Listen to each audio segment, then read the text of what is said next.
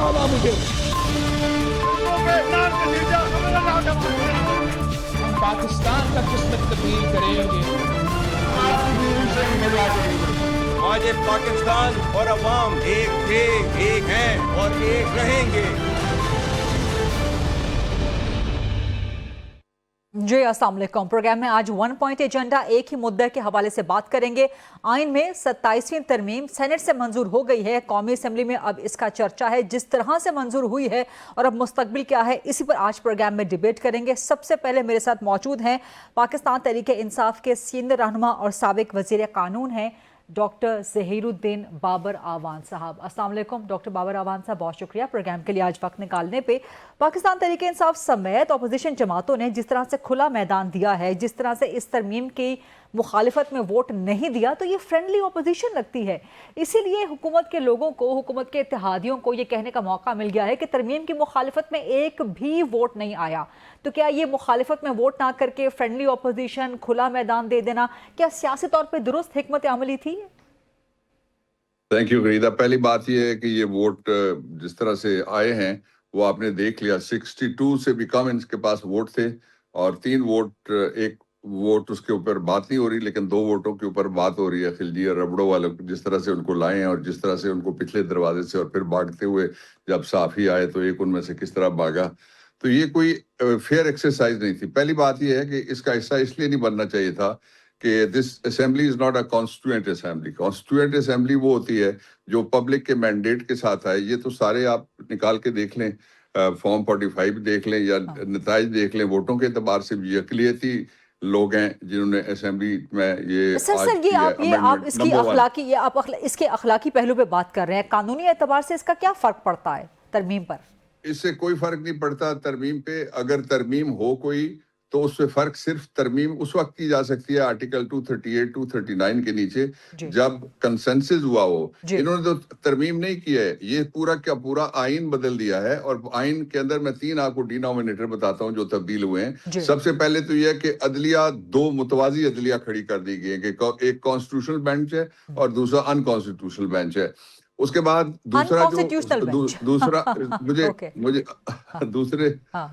दूसरा जो उन्होंने किया है वो ये किया है कि एग्जेक्टिव के ओहदों को, तीनों एग्जेक्टिव के ओहदे बल्कि 4 एग्जेक्टिव के ओहदों को ताहयात कर दिया गया। ये दुनिया के किसी कॉन्स्टिट्यूशन में आप मुझे नहीं बता सकते। अफ्रीकी मुल्कों के कॉन्स्टिट्यूशन में भी ये प्रोविजन किसी जगह पे मौजूद नहीं है, जिनको वो कहते हैं कि ये बड़ा डार्क एरा के लोग हैं अभी तक।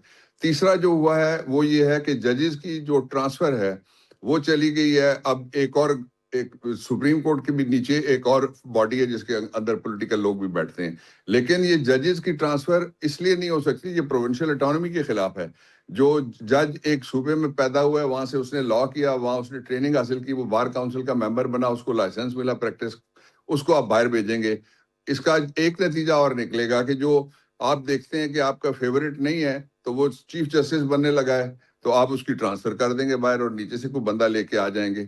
इसलिए एक बेसिक स्ट्रक्चर होता है, फंडामेंटल स्ट्रक्चर होता है कॉन्स्टिट्यूशन का, वो तब्दील कर दिया गया। फिर उसके साथ ही जो ओहदों के साथ जो कुछ किया गया वो उसके ऊपर एक जजमेंट है full court supreme court of Pakistan. Iftikhar के दौर में वो केस चला था और सारी अदालत बैठी हुई थी उस वक्त, और उन्होंने फैसला किया था ये रावलपिंडी बार एसोसिएशन, और उसके फॉलोइंग दैट केस फिर आया जो कराची बार एसोसिएशन का मुकदमा है, और उसमें ये तय हुआ था कि कोई इस्तिस्ना किसी को दिया ही नहीं जा सकता 3 ग्राउंड्स पे। नंबर 1, ये शरीयत के खिलाफ है। सैयद उमर रज़ी अल्लाह ताला अन्हु जैसे जर्नैल जिनके सामने सरेंडर किया गया पूरे का पूरा फलस्तीन और चाबियां पकड़ाई कि उनको अल-क़ुद्स शरीफ की, वो इतने बड़े जर्नैल थे, उन पे जब चादर का सवाल आया तो उन्होंने कोई तलवार नहीं सूंघी और ना ही अपने ओहदे को इस्तेमाल करने की इजाजत दी, उन्होंने उसको डिफेंड किया बाकायदा। और इस तरह से ये तारीख जो है हमारी हमें बताती है कि जो मुस्लिम हुक्मरान है उसका एहतसाब हो सकता है, या मुस्लिम जो बड़ा है उसका एहतसाब हो सकता है। दूसरा ये है कि आर्टिकल 4, 9 और 25 ये आज रिडंडेंट हो गए, फंडामेंटल राइट्स हैं, everybody is equal before law. तीसरा इसका जो हुआ गलत काम वो ये हुआ कि एक प्रेसिडेंट सेट कर दिया गया है कि आप देखिए ना, बंदे हैं वो भी सारे जिनको ये तहफ़्फ़ुज़ दिया गया, वो किसी पे गुस्सा आता है किसी को गोली मार दे, किसी के साथ किसी का झगड़ा हो जाए, किसी के साथ किसी की नाराजगी हो जाए, تو وہ اس کے خلاف پھر فوجداری مقدمہ بھی نہیں کیا جا سکتا. یہ قصاص اور دیت آرڈیننس جو اب ہماری تعزیرات پاکستان کا حصہ ہے, اس کے اندر لکھا ہوا ہے کہ جس کو جو بھی کوئی کسی کے خلاف کوئی تو فوجداری یہ سارے گراؤنڈز لے کے, یہ سارے مدعے لے کے کیا 27ویں ترمیم چیلنج ہو سکتی ہے؟ اگر چیلنج ہو سکتی ہے تو کہاں پہ؟ کانسٹیٹیوشنل کورٹ میں جائے گی, سپریم کورٹ میں جائے گی؟ کانسٹیٹیوشنل کورٹ میں جائے گی تو وہاں پر تو وہ خود ہی 27ویں ترمیم کی وجہ سے جو ہے وجود میں آئے گی. تو یہ سارے کا سارا بڑا گمبھیر معاملہ ہے. لیکن اس کے ساتھ مجھے یہ بتائیے, جسٹس منصور شاہ صاحب نے بھی آج خط لکھ دیا چیف جسٹس پاکستان کو, کچھ سینئر ججز نے, وکلا نے بھی خط لکھ دیا کہ جی آپ خود ایکشن لیں. چیف جسٹس تو چلے گئے ہیں ملک سے باہر, تو واپس آ کے وہ کچھ کر سکتے ہیں, کچھ کریں گے 27ویں ترمیم کے حوالے سے؟ یہ بڑی انٹرسٹنگ ہسٹری آپ نے چھیڑی ہے. میں آپ کو تھوڑا سا پیچھے لے کے چلتا ہوں. اس دن میں نے چوتھی دفعہ اپنے پارلیمانی عہدے سے استعفیٰ دیا. میں ایڈوائزر تھا پرائم منسٹر عمران خان کا, اور میں شلوار قمیض میں اور جیکٹ میں تھا. وہیں سے میں سیدھا سپریم کورٹ آف پاکستان میں گیا اور جا کے بار کاؤنسل کو کہا کہ میں اپنی پریکٹس ریزیوم کرنا چاہتا ہوں, اور میں جا کے جو عطا بندیال والے بینچ کے اندر میں جا کے میں پیش ہو گیا. دیکھیے, اگر کسی شہر میں بہت بڑے بڑے گندگی کے ڈھیر ہیں, جیسا کراچی میں لوگ کہتے ہیں, لاہور کی مثال دیتے ہیں, تو وہ گندگی وہاں سے شروع ہوتی ہے جب پہلا وہ کوئی بیلچہ گندگی کا باہر پھینکتا ہے یا کوئی ٹوکرا بھر کے پھینکتا ہے, اور بنیادی ذمہ داری اس کی ہوتی ہے. یہ جتنی بھی خرابی ہوئی ہے, کانسٹیٹیوشن کو بلڈوز کر کے اسمبلی کے اجلاس کو ریگولیٹ کرنا شروع کر دیا سپریم کورٹ کے اس بینچ نے, جس کا میں نے ابھی آپ کے سامنے ذکر کیا ہے. دوسرا یہ کہ وہ اس قدر باعث تھے کہ جب پہلے انہوں نے شہباز شریف کو بلایا, میں نے کہا کہ آپ عمران کو بلائیں, اس کی گورنمنٹ جا رہی ہے یا رہے گی. پھر انہوں نے بلاول کو بلایا, میں نے یہی بات کی, تو مجھ سے آلموسٹ چیف جسٹس لڑ پڑے. اچھا, ایک پہلو اس کا یہ ہو گیا. دوسرا جو آپ نے سوال کیا کہ کہاں پہ چیلنج ہو سکتی ہے, کچھ وکلا نے جب یہ ترمیم آنے لگی تھی اس سے 24 گھنٹے پہلے جا کے ججز سے ملاقاتیں بھی کی تھی, اور ان میں اس وقت کے جو چیف جسٹس تھے ان سے بھی ملاقات ہوئی تھی, اور لوگوں کو کہا گیا تھا کہ جو آئینی ترمیم آ رہی ہے اور آپ کے پر کاٹیں گے اور آپ کے ناخن کاٹیں گے, آپ کے دانت نکالیں گے, آپ بے بس ہو جائیں گے اور آپ کچھ بھی نہیں کر سکیں گے. انہوں نے کہا جی پھر اس میں نہیں جاتا کہ انہوں نے کیا کہا. لیکن آج جو بیٹھی ہوئی ہے سپریم کورٹ آف پاکستان, اس نے وہ کہتے ہیں نا بڑی دیر کی مہرباں آتے آتے, یہ خط ہے, اور یہ خط ایسے آدمی کو لکھا گیا ہے جو چیف جسٹس ہیں, اور چیف جسٹس ملک میں موجود نہیں ہے, تو یہ تو حاضری لگانے والی بات ہوئی نا, اس کا کوئی نتیجہ نہیں ہوگا. سپریم کورٹ جب تک یہ اسمبلی کے اندر سے پاس ہو کے پریزیڈنٹ اس کو اسینڈ نہیں دیتا, اس وقت تک سپریم کورٹ کا بینچ بیٹھ سکتا ہے. تو بیٹھے نا, ان کو کس نے روکا ہوا ہے؟ وہ بیٹھیں اور اس کا نوٹس لیں. اور جتنے 6-7 لا منسٹر جو ہیں, فیڈرل لا منسٹر وہ حیات ہیں, ان سب کو بلا لیں معاونت کے لیے. اور اس پہ وہ اگر آج بھی ایکشن نہیں لیتے تو پھر سمجھیے کہ ان کی رضا شامل ہوگی. رائٹ. بہت بہت شکریہ ڈاکٹر ظہیر الدین بابر اعوان صاحب. اور ہم سجیشن دے رہے تھے کہ ابھی قومی اسمبلی سے پاس نہیں ہوئی 27ویں ترمیم, تو سپریم کورٹ کا بینچ بیٹھ سکتا ہے اس ترمیم کے خلاف. لیکن کیا یہ وہی پریسیڈنٹ نہیں ہو جائے گا جو پہلے بھی تھا, جس پر پہلے بھی ایک اعتراض اس ملک میں, جس کا 26ویں ترمیم کا جو ایک جواز بھی بنا کہ ابھی ترمیم پاس ہوئی نہیں اور اس کو اسٹے آرڈر جو ہے وہ دے دیا تھا, ابھی کوئی چیز پاس ہوئی نہیں تھی. لیکن بہرحال اسی پہ مسلم لیگ نون سے سوال کرتے ہیں. میرے ساتھ موجود ہیں جنرل ریٹائرڈ عبدالقیوم صاحب, پی ایم ایل این کے سینئر مرکزی سرکردہ رہنما ہیں. سر, بڑے اعتراضات اٹھائے جا رہے ہیں. ابھی ڈاکٹر بابر اعوان صاحب کو آپ نے سن لیا, وہ کہہ رہے ہیں کہ جی قومی اسمبلی نے ابھی پاس نہیں کی, سپریم کورٹ کا بینچ بیٹھ سکتا ہے. جسٹس منصور شاہ صاحب نے اس پہ خط لکھ دیا, سینئر ججز نے خط لکھ دیا, وکلا نے خط لکھ دیا, 2 سینیٹرز اپوزیشن کے جس طرح سے آپ کے ساتھ آ کے مل گئے, الزامات لگ رہے ہیں اس ترمیم کے حوالے سے. پہلے ذرا اس پہ کمنٹ کر دیجئے گا, کیا یہ متنازع نہیں بنا دی حکومت نے ترمیم خود ہی؟ دیکھیں, ملک میں ایک ڈیموکریٹک سیٹ اپ ہے, ایک پارلیمنٹ ہے, جوڈیشری ہے, تو ایک قانون اور آئین کے مطابق ایک امینڈمنٹ موو ہوئی ہے جو کہ ان کا استحقاق ہے. جو پارلیمنٹ ہے وہ آئین بناتی بھی ہے, وہ آئین کو امینڈ بھی کرتی ہے. اس سے پہلے بھی 26 امینڈمنٹیں ہو چکی ہیں, بلکہ 18th امینڈمنٹ کے اندر تو 95 امینڈمنٹس ہیں. ایکچولی 70 آرٹیکلز امینڈ ہوئے اور 95 امینڈمنٹ ہیں, اور ٹوٹل آرٹیکل آئین کے 280 ہیں, جس میں 75 اس وقت ہو گئے. تو میرے خیال میں یہ عدالتیں کر سکتی ہیں. اور دوسرا یہ کہ ابھی کورٹ بیٹھ جائے, کورٹ کس طرح بیٹھ جائے جب تک کہ ابھی آئینی امینڈمنٹ ہوئی نہیں ہے. ابھی وہ پروسیس شروع ہے, جب تک کہ وہ پروسیس کمپلیٹ نہیں ہوتا پھر آپ اس کو اگر چیلنج کر سکتے ہیں تو آپ کرتے ہیں, اور پھر عدالتیں دیکھتے ہیں کہ کیا ان کے وہ پرویو میں ہے اور واقعی اس کے کوئی گراؤنڈ سالڈ ہے. اگر امینڈمنٹ یہ ہے کہ جی آپ chief of defence staff for example بناتے ہیں, جی تو چیف آف ڈیفنس سٹاف دنیا کے کئی ممالک میں ہے, ٹھیک. اور پاکستان کی تو یہ جو ہے نا غریدہ, آپ حیران ہوگی سن کے کہ پچھلے کئی اشروں میں کئی اسٹڈیز ہوئی ہیں آرم فورسز کی, اور اس میں کہا گیا کہ ہمارا جو ہائر جو ہے نا ڈائریکشن آف وار کے لیے ہائر ڈیفنس آرگنائزیشن میں چینجز چاہیے. ٹھیک. تو ہائر ڈیفنس آرگنائزیشن میں ہمارا جو joint chief of staff committee اور اس کے نیچے 3 چیفز تھے, اور وہ ایڈوائز کرتے تھے پرائم منسٹر کو. اور آج کے ماڈرن دور میں اندر یہ جو ماڈرن ڈیجیٹلائز بیٹل فیلڈ ہے, جس میں سینرجی چاہیے, لینڈ بیٹل, ایئر بیٹل, نیول بیٹل, سائبر وارفیئر, آپ کی اسپیس کی یوٹیلائزیشن, تو یہ مچ ڈیلیڈ ہے, اور ابھی یہ ضرورت تھی وقت کی. اور انفیکٹ یہ امینڈمنٹ سے پہلے ہی عاصم منیر صاحب نے وہی رول ادا کیا جو چیف آف ڈیفنس فورسز کو کرنا چاہیے. تو مثلا یہ کیا ہے, تو ابھی کیا جا کے چیلنج کریں گے آپ؟ اسی طرح کانسٹیٹیوشنل کورٹ کی ہے دنیا کے اندر, کئی جگہ کانسٹیٹیوشنل کورٹ ہیں. آپ دیکھیں کتنا حرج ہو رہا تھا جب normal supreme court constitutional issues کو لے کے مہینوں بلکہ سالوں لگی رہی, اور لیٹیگینٹس نارمل جو ہے وہ بیٹھے رہتے ہیں. تو اگر وہ اپنا کام کریں گے, یہ اپنا کام کریں گے, تو اس میں پھر ابھی کیا خرابی ہے؟ چونکہ آپ سیاستدان تو ہیں ہی, لیکن you are a former soldier as well.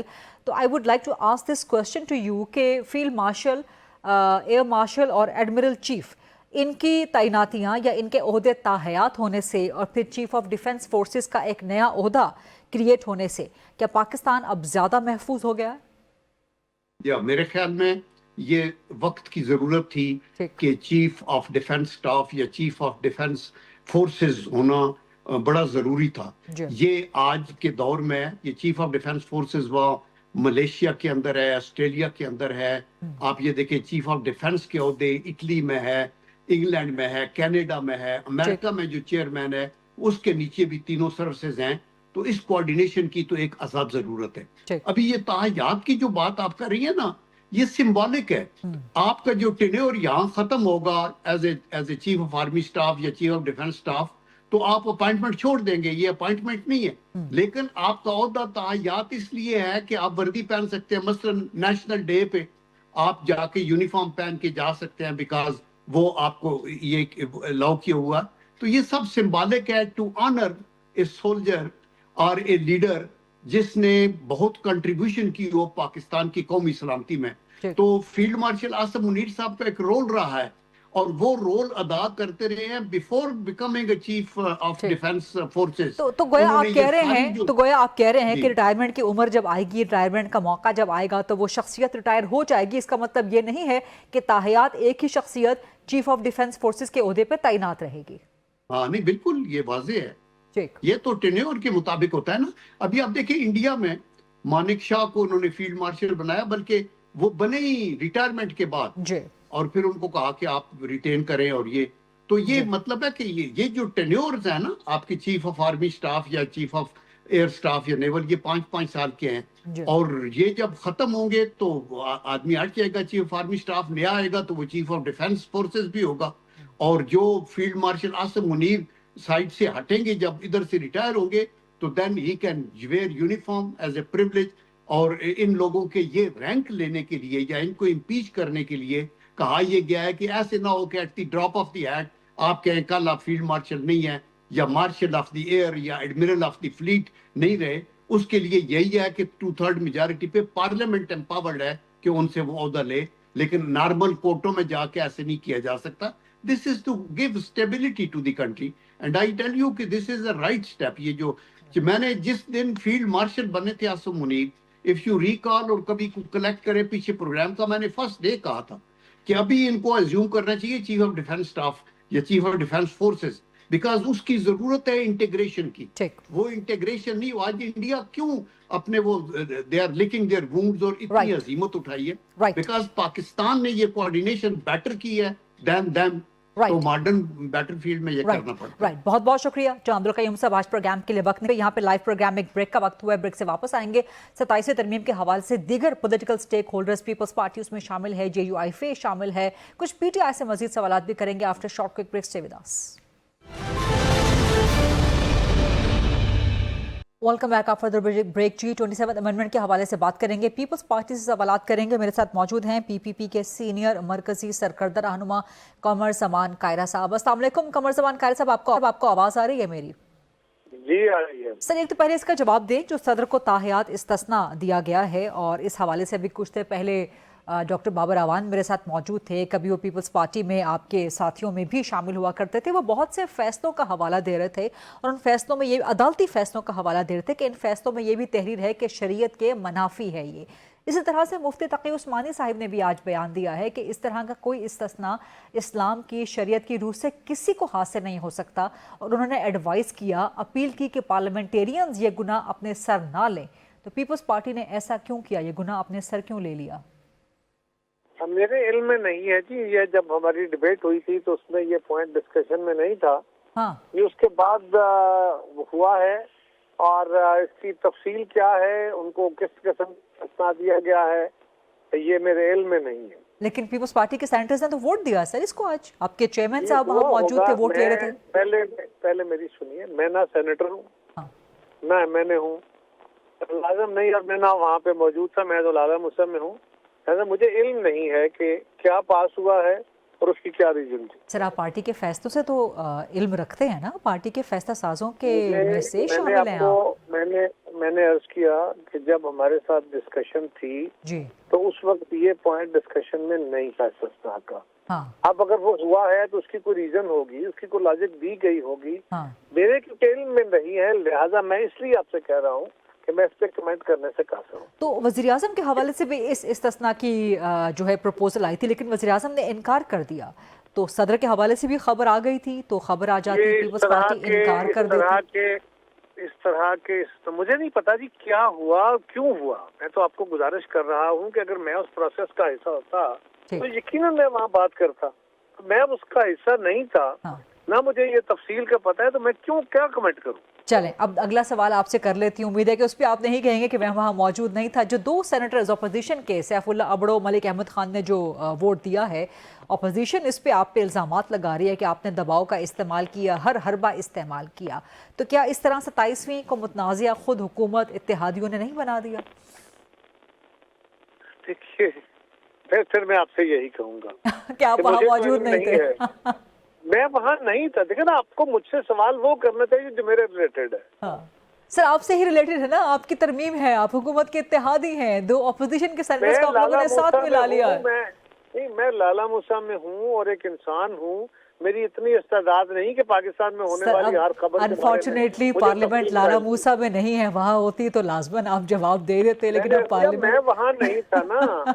अब आपको चाहिए कि मुझे एम्बैरस होने से बचाइए। नहीं सर, नॉट वो सवाल कीजिए जिसका मैं जवाब दे सकूं। 27वीं तरमीम का अब मुस्तकबिल आपको क्या नजर आता है? अब ये तो फरमा दीजिए ना कि जस्टिस मंसूर शाह साहब ने भी इस पे खत लिख दिया चीफ जस्टिस को। आप ये ना फरमाइएगा कि मैं सुप्रीम कोर्ट में मौजूद नहीं था। सर ये मुल्क में डेवलपमेंट्स हो रही हैं, सीनियर जजेस ने। अब आपने मेरा ठट्ठा कर दिया। नहीं सर, नॉट एट ऑल। मैं आपसे एक फ्रेंडली लिबर्टी ले रही हूँ। अगर मैं वहाँ नहीं था जी और मुझे तफसील का नहीं इल्म, हाँ, तो मैं क्या करिए, मुझे करना चाहिए कि मैं टामुक टोइयां मारूं, हाँ, या मुझे इकरार कर लेना चाहिए कि मुझे पता नहीं। अच्छा सर, हर बंदा हर चीज जानता हो, हाँ, होंगे तो कोई लोग ऐसे, मैं ऐसा नहीं हूँ। नहीं, मैं आपसे सिर्फ आपकी राय, आपकी एक सियासी राय। जो 27वीं तरमीम है जी, ये पार्लियामान ने पास की है जी, और यकीनन इसके ऊपर हमारे यहाँ रिवाज हो गया है, अदालतों के अंदर भी, कि अदालतें इस पे कॉग्निजेंस लेती हैं। इस बात के मैं खिलाफ हूँ, लेकिन ये मुझे पता है कि ये मामला अदालत में भी जाएगा, इसके ऊपर बहुत सारे मुबाहिसे भी होंगे। हाँ, और यकीनन जो पर्सन स्पेसिफिक अगर कोई चीज होगी तो उसके ऊपर सवाल भी उठेंगे और वो सस्टेन भी करना उसका मुश्किल होगा। सर सुप्रीम कोर्ट के अंदर से ही एक जज जस्टिस मंसूर शाह साहिब ने, जो 26वीं तरमीम के आने से पहले तक चीफ जस्टिस बनने वाले थे, उन्होंने अब चीफ जस्टिस से मुतालबा कर दिया है कि जी आप इस पे फौरन नोटिस लें इस तरमीम के हवाले से। चीफ जस्टिस साहब तो चले गए हैं मुल्क से बाहर, लेकिन ये एक और डिवीजन आपको, ये डिवाइड आपको गहरी होती हुई नजर नहीं आ रही 26वीं के बाद, 27वीं तरमीम के बाद अदलिया के दरमियान? कोई नई बात नहीं है, अदलिया में से बहुत बड़ी, बहुत इससे ज्यादा गहरी खलीज है। वो अदलिया जिसके आज आधे जज दूसरे जजों से हाथ नहीं मिलाते, उससे बड़ी खलीज क्या होनी है?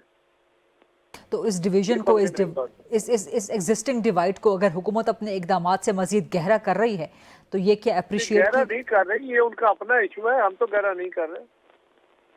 क्योंकि पाकिस्तान तहरीक इंसाफ समेत सारी अपोजिशन आपकी इस 27वें के खिलाफ ना सिर्फ सड़कों पे आने वाली है बल्कि फिर अदलिया में भी जाने वाली है, तो सर फिर सिस्टम इस तरह, इतनी जो पोलराइजेशन पहले मौजूद है, पॉलिटिकल भी जुडिशियल भी, उसको मजीद अगर गहरा कर रहे हैं तो सिस्टम की कामयाबी फिर तवील अरसे तक कहाँ जाएगी? ये फरमाइए, अपोजिशन ने कौन सी तरमीम को कभी कबूल किया है? और ये भी फरमाइए कि अपोजिशन ने हुकूमत के कौन से इकदाम की तायीद की है कभी? हमेशा कहा है कि हम उसको नहीं मानते, हमेशा कहा है कि हम उसको चैलेंज करेंगे, और चैलेंज करते भी हैं। तो ये पाकिस्तान के अंदर कौन सी ऐसी नई एक्सरसाइज है जिससे आप बहुत ज्यादा परेशान हो गए? 18वीं भी आप लोगों ने की ना, तो 18वीं भी चैलेंज हुई ना। इफ्तिखार चौधरी ने पार्लियामेंट की उंगली पर गर्दन पे रख के 19वीं तरमीम कराई ना, तो यही तो मैं कह रहा हूँ। सर 18वीं के चैलेंज होने में कुछ दीगर डायनामिक्स मौजूद थे, और 18वीं में पीपल्स पार्टी ने तमाम पॉलिटिकल पार्टीज को, पहली बात सुनिए, वो 9 महीने डिबेट होने के बाद पास हुई थी, कोई डायनामिक्स नहीं थे, सिर्फ एक बात थी, और वो कबूल कर दी गई कि पार्लियामेंट्री कमेटी को जजेस की अपॉइंटमेंट में इख्तियार उनका खत्म कर दिया गया, सब जज मान गए। राइट, बहुत बहुत शुक्रिया कमर ज़मान कायरा साहब वक्त देने के लिए और अपनी राय देने के लिए कि 27वीं तरमीम के हवाले से जो सवालात उठाए जा रहे हैं उसकी रूह में मुस्तकबिल क्या है। लेकिन मज़ीद भी डिबेट अभी करनी है इस 27th अमेंडमेंट के हवाले से। Stay with us. Welcome back after the break. 27th amendment के हवाले से ही कुछ मजीद डिबेट करेंगे। मेरे साथ मौजूद है मोहम्मद ज़ुबैर साहब, सीनियर सियासतदान हैं और तहरीक तहफ़्फ़ुज़ आईन पाकिस्तान अपोजिशन इत्तेहाद का हिस्सा भी हैं, और मुझे ज्वाइन कर रही हैं आलिया कामरान साहिबा जो कि JUIF की MNA हैं। पहले ज़रा आलिया कामरान साहिबा आपसे मैं सवाल कर लूँ, आपके एक मेंबर ने डिफेक्ट किया, आपके एक सेनेटर ने डिफेक्ट किया, तो उन्होंने क्या ज़मीर की आवाज़ पे वोट दिया या आप लोग उनके खिलाफ डिफेक्शन क्लॉज अप्लाई करवाने जा रहे हैं? देखें, एक तो मैं मेंबर नेशनल असेंबली हूँ जी। खैर, जो आज सेनेट के अंदर हमारे एक मेंबर ने वोट किया, तो अब ये उनके ज़मीर की आवाज़ है या वो किसी दबाव में है या उनकी फाइलें खुली हुई हैं, हाँ। ये तो भी वक्त बताएगा, और इसके ऊपर क्या एक्शन लिया जाएगा ये भी वक्त बताएगा। हाँ। लेकिन आप लोगों को अपने मेंबर का ही नहीं पता? नहीं, वाकई कुछ इत्तलात थी इस मामले में, लेकिन जिससे पहले ये लोग करते रहे हैं कि जब इनके नंबर पूरे ना हो तो तब वो उनको चोर दरवाजों से लेके आते हैं, तो इस दफा भी ऐसे ही हुआ है, और ये आप जानते होंगे, वीडियोस आ गई है मार्केट के अंदर। हाँ जी। तो आप लोग डिफेक्शन क्लॉज लगवाने जा रहे हैं उनके ऊपर, JUIF मलिक अहमद के ऊपर? देखें, ये अभी मुझे नहीं पता, क्योंकि मैं भी अभी आपके सामने अपने नेशनल असेंबली का हमारा जो है इजलास चल रहा था और अभी मैं आई हूँ, और मुझे ये नहीं पता, और मैं एक अदना सी जो है कारकुन हूँ अपनी जमात की, तो ये फैसला इसको क्या लिया जाता है ये वक्त बता देता है। ठीक है, मजीद भी सवालात आपसे करते हैं, लेकिन मोहम्मद ज़ुबैर साहब से यहाँ मैं सवाल करना चाहूँगी। ज़ुबैर साहब, एक तो बिल्कुल खुला मैदान दे दिया सेनेट में अपोजिशन ने, PTI ने ख़ास तौर पे, मुखालफत में एक भी वोट नहीं आया, तो कोई मुखालफत में तो वोट डालते, रिकॉर्ड का हिस्सा बनता, तारीख का हिस्सा बनता। आप लोगों ने तो बिल्कुल ओपन फील्ड प्रोवाइड कर दी इस तरमीम को, और एक तरह से फ्रेंडली अपोजिशन। नहीं, तारीख का हिस्सा तो ये बनेगा, बिल्कुल बनेगा, और तारीख इसको एक काले कानून के तौर पर याद करेगी। तो मेक नो मिस्टेक, ये तारीख का हिस्सा नहीं बनेगा, और तमाम वो लोग जो वोट डाले हैं वो भी तारीख में इसी तरह से याद किए जाएंगे कि जिन्होंने पाकिस्तान के आइन को उस तरह से बिगाड़ा है। तारीख में वो MNAs और सेनेटर्स जिन्होंने मुशर्रफ की बंदूक के अंदर रह के 17वीं अमेंडमेंट की थी, या ज़िया-उल-हक के लिए वोट डाले थे, उस वक्त तो इमरान खान भी मुशर्रफ साहब की हिमायत किया करते थे, ऐसी बात ना करें, लेकिन ये तो वो तारीख आप बताएंगे ना जो आपकी तरफ की होगी। मैं तो कलेक्टिव तारीख की बात कर रही हूँ। आप बात कर रही ना, तारीख क्या याद कर दी है? 1962 के आइन को जिन्होंने पास किया था, या 17th अमेंडमेंट को, या ज़िया-उल-हक के अमेंडमेंट को नहीं याद करती ना। ये याद करती है कि वो सारे खराब लोग थे जिन्होंने पाकिस्तान की आइन की धज्जियां बखेरी थी, तो कम से कम उधर तो नहीं खड़े हुए ना, कम से कम ये। और उसमें मैं आपको ये एक चीज बता रहा था کہ ہم نے کمیونیکیٹ کیا تھا. ہماری جو پہلی میٹنگ ہوئی تھی تحریک تحفظ آئین پاکستان کی, کہ ہم نے اس کے تھرو یہ فیصلہ کیا تھا کہ اگر یہ لیڈر آف دی اپوزیشن نہیں اپوائنٹ کرتے, کیوں نہیں اپوائنٹ کر رہے بھائی؟ پروسیس تو رن اس وقت ہوتا ہے جب پروسیس رن کرنے کے لیے تمام چیزیں پوری کی جاتی ہیں. جب آپ پروسیس پورے ہی نہیں کر رہے ہیں, یا آپ نے کیوں نہیں لیڈر آف دی اپوزیشن؟ اچھا, اب آپ کی جو ٹی ٹی اے پی ہے وہ اس کے خلاف 26ویں ترمیم کا آپ لوگوں نے کیا بگاڑ لیا؟ جو ٹی ٹی اے پی کے خلاف آپ کوئی تحریک چلانے کا اعلان کر رہے ہیں, کر کیا لیں گے آپ لوگ؟ یہ تو بالکل صحیح آپ کہہ رہی ہے کہ کیا کر لیں گے, لیکن اگر کچھ نہ کچھ بولیں گے, سچ تو بولیں گے نا. اور آہستہ آہستہ آہستہ آہستہ پریشر ڈالنے کا مطلب یہ ہوتا ہے. آپ نے کہا جسٹس منصور نے لیٹر بھیجا, تو جسٹس منصور نے اپنے ایک اس چیز کو کے لیے بھیجا ہے کہ جی رائٹ اور رانگ میں تو تفتیش کی جائے. ان کو یہ تو یاد دلایا جائے چیف جسٹس کو کہ جی آپ کیا کر رہے ہیں, اس کا کیا ہوگا یہ تو اللہ بہتر جانتا ہے. ظاہر سی بات ہے زیادہ تر ججز تو حکومت کی خوشنودی حاصل کرنے کے لیے کوشش کر رہے ہیں, تو وہ تو نہیں سپورٹ کریں گے. ان میں سے زیادہ تر کو تو فیڈرل کورٹ میں جانا ہے, اور اس لیے وہ ظاہر ہے رانگ سائڈ پہ کھڑے. آپ بہت بڑا الزام لگا رہے ہیں عدلیہ پر, توہین عدالت لگ سکتی ہے آپ پہ.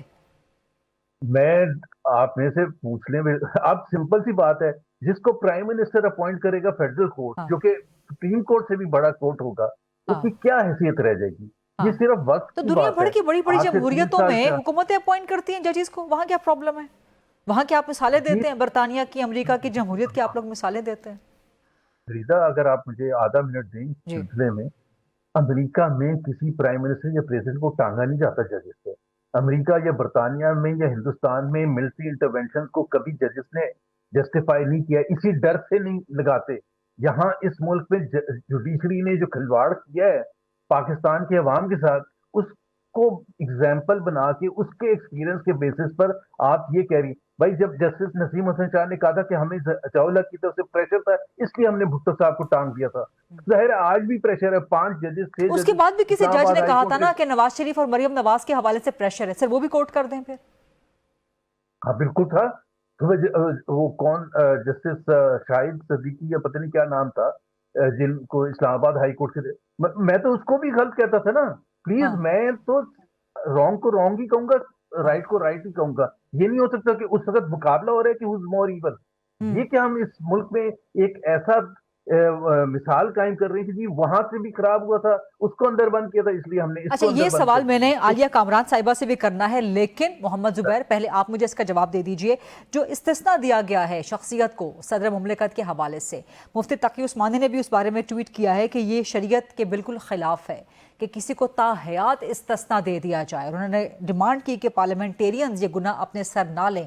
ڈاکٹر بابر اعوان سابق لاء منسٹر ابھی موجود تھے پروگرام میں, وہ بھی بہت سے عدالتی فیصلوں کی پاکستان میں مثال دے رہے تھے کہ جہاں پہ شریعت کے حوالے سے اور عدالتی فیصلوں کے حوالے سے یہ کرنا ممکن نہیں ہے.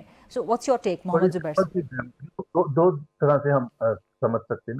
ایک تو ویسٹرن ڈیموکریسیز کو دیکھ کے کہ جی وہاں کیا امیونٹی ہوتی ہے کسی کو, اور دوسرے ہمارے اپنا دین ہے اسلام کے حوالے سے. کیا خلفائے راشدین نے کسی نے مانگی تھی امیونٹی کہ فار لائف؟ نہیں مانگی تھی نا. تو آج ہم کیوں دے رہے ہیں؟ کسی کے لیے نہیں ہونی چاہیے, کسی شخص کے لیے نہیں ہونی چاہیے فار لائف امیونٹی, چاہے اس میں وزیر اعظم ہو, صدر پاکستان ہو, یا کوئی آرمی چیف ہو, یا نیول چیف ہو, یا کوئی اور ہو, یا محمد زبیر یا فریدہ فاروقی. یہ دیکھیں نا, ہم یہ کہہ رہے ہیں کہ یہ کہ فرشتہ کوئی ہے کہ جو کوئی غلطی نہیں کر سکتا فار لائف ٹائم. جب حضرت علی, حضرت عمر وغیرہ کی ایگزامپل ہمارے سامنے ہیں, ویسٹرن ڈیموکریسیز کی ایگزامپل ہمارے سامنے ہیں, کہ اپنے آپ کو پیش کرتے ہیں کہ بھائی اگر ہمارے سے کوئی غلطی ہے تو ہم جواب نہیں کریں گے. اب یہاں آپ یہ کہہ رہے ہیں کہ جواب ہی نہیں دیں پوری فار لائف ٹائم, یہ تو بڑی عجیب سی بات ہے. اور یہ جنہوں نے سینیٹرز نے آج ووٹ ڈالا ہے, they will have to answer one day or another. میں خریدا صرف آپ کو وہ سیف اللہ ابرو صاحب نے تو استعفیٰ دے دیا ہے نا, he took a moral stand. میں ایک آپ کو ایگزامپل دے دیتا ہوں, یہ ڈر کے سارے ووٹ ڈال کے گئے. یہ ویسے ہی ہے جیسے جنرل باجوہ کی ایکسٹینشن کے لیے 330 ممبر کھڑے ہوئے تھے نا, اور جس میں ساری پارٹیز شامل تھی, پی ٹی آئی بھی تھا, پی ایم ایل این, نون, پی وی پی, ایم کیو ایم, باپ پارٹی, سب نے ان کی ایکسٹینشن کے لیے دیا تھا نا, ڈر کے دیا تھا. اس لیے نہیں دیا تھا کہ وہ سمجھتے کہ پاکستان کی سیکورٹی سچویشن میں جنرل باجوہ کو ہی ہونا چاہیے تھا. तो आज जितने भी ये बैठे हैं जो कर रहे हैं, ये डर और खौफ की वजह से कर रहे हैं, ये प्यार और मोहब्बत की या असूल के बेसिस पर नहीं कर रहे। राइट, यही सवाल मैं आलिया कामरान साहिबा से करना चाहूंगी। आलिया साहिबा, मेरा सवाल आपने सुन लिया जो ताहियात इस्तिस्ना के हवाले से है। मुफ्ती तकी उस्मानी ने उस पर शरीयत का हवाला दे दिया है, दीगर लोग उस पर पाकिस्तान के अदालती फैसलों और शरई जो हिदायत हैं उसका हवाला दे रहे हैं। आप क्या कहती हैं, JUIFA क्या कहती है इस पर? ये मौलाना तकी उस्मानी साहब का जो फतवा उन्होंने दिया है, और इसके ऊपर तो कोई दो राय है ही नहीं। इतने जयद उलमा हैं जो वो हमें ये बता रहे हैं। और सबसे बड़ी बात ये है कि हजरत उमर रज़ी अल्लाह तआला अन्हु से उनकी खिलाफत के दौर में जब उनसे सवाल किया गया था कि ये चादर आपके पास एक्स्ट्रा कहाँ से आई, तो बात करते हैं हम एक इस्लामी मुल्क की, यहाँ पर हम बताते हैं कि जी मिसालें हम इस्लाम की देते हैं और तकरीरों से पहले हम अल्लाह का नाम लेते हैं, लेकिन मामलात वहीं पर आके ख़त्म हो जाते हैं कि हम उन चीज़ों को फॉलो नहीं कर रहे कि जो हमारे दीन इस्लाम में हमें बताया गया है। और ये इस तरह से इस्तिस्ना जो है वो किसी को भी नहीं मिलनी चाहिए। और मेरे ख्याल में ये पीपल्स पार्टी ने बहुत घाटे का सौदा किया है कि एक लॉलीपॉप उनको दिया गया है और अपनी बातें मनवाई गई हैं। मुझे तो यही लगता है कि ये लें, बस उनको अकोमोडेट करने की एक तरह से कोशिश की गई है। मैं तो उसको छोटी सी लॉलीपॉप कहूंगी। और उन्होंने अपोजिशन कर क्या सकती है आप 27 तरमीम के खिलाफ, क्या कर लेंगे आप लोग? मुझे इस पे इनके साथ एतराज है। अपने जो हमारे साथ अपोजिशन में मोहतरम हमारे PTI के मेंबरान बैठे हुए हैं, उनके पास बहुत पावर है, इतनी पावर है कि वो उसको यूज कर सकते हैं। उन्होंने कमेटियों से इस्तीफे दे दिए, वो कानून साजी के अंदर बिल्कुल एक तरफ से साइड लाइन हो गए। ऐसा नहीं होना चाहिए था। उन्हें डट कर अपनी बात सामने रखनी चाहिए थी। और मुखालफत में वोट देना चाहिए था आज सेनेट में। जी, सेनेट में क्या वोट? जी, मुखालफत में वोट देना चाहिए था आज। जी, मुखालफत में वोट देना चाहिए था। खुला मैदान नहीं देना चाहिए था, फ्रेंडली ऑपोजिशन की इस तरह से नहीं देना चाहिए था। लेकिन कम से कम अपना एहतजाज जो है वो एक तरीके के साथ रिकॉर्ड करवा के वो निकलते, बताते कि हम आपके साथ इसके भरपूर मुखालफत कर रहे हैं। तरीका यही होता है। लेकिन बदकिस्मती है कि इस चीज को वो नहीं समझ रहे और हत्तल इम्कान कोशिश करती है JUI, क्योंकि उसके नंबर कम है, फिर भी हम कोशिश करते हैं कि कम से कम इनकी जिम्मेदारी हम पूरी कर लें, जो इतनी बड़ी जमात है वो पूरी नहीं कर पा रही। ठीक है, बहुत बहुत शुक्रिया आलिया कामरान साहिबा और Mohammad Zubair. That's a wrap. ये था आज का programme. I'll see you inshallah tomorrow 8 o'clock on GTV। अल्लाह हाफ़िज़।